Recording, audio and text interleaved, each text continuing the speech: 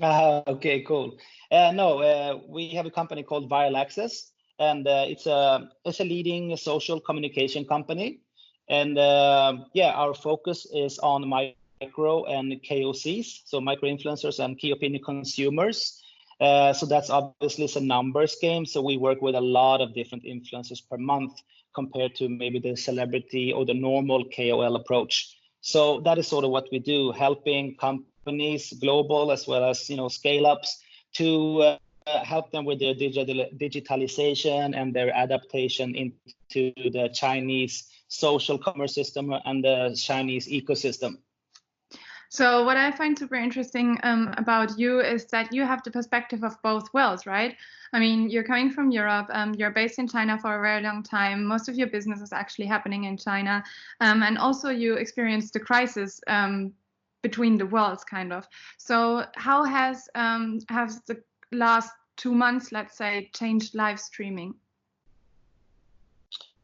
If we're jumping into live streaming specifically, I think, I mean, there's like one big shift, and I think that's what we saw in the previous crisis as well, where the marketing allocations went from traditional into digital. Now what we're seeing is that the move is from digital into social and into influencer marketing, and of course live streaming for me is part of that influencer marketing space.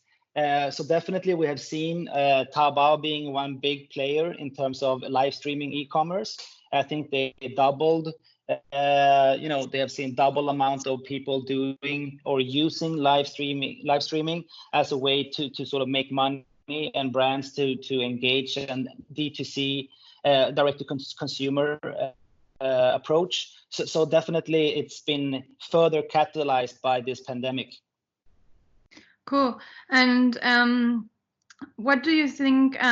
Do you see any strategies by the big players like ByteDance? I've seen that Pinduoduo has done a lot for agriculture, but they're not naturally in live streaming.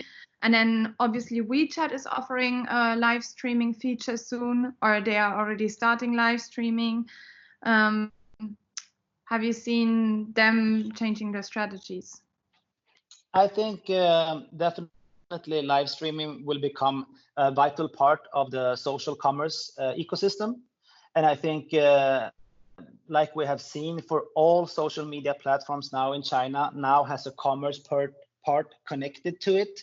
So there's actually no platform in China that is exclusively a social media platform, a place where you just interact with your friends. All of them now actually is connected to an e-commerce platform. So everything now in China you could define as social commerce. So I think the same thing we will see for live streaming, that all the platforms will also connect with live streamers. So before they had a set of people that we call KOLs, that they work specifically and exclusively for one independent platform. Now we will see the same thing happening for live streamers for sure. Them being an alternative to do direct sales.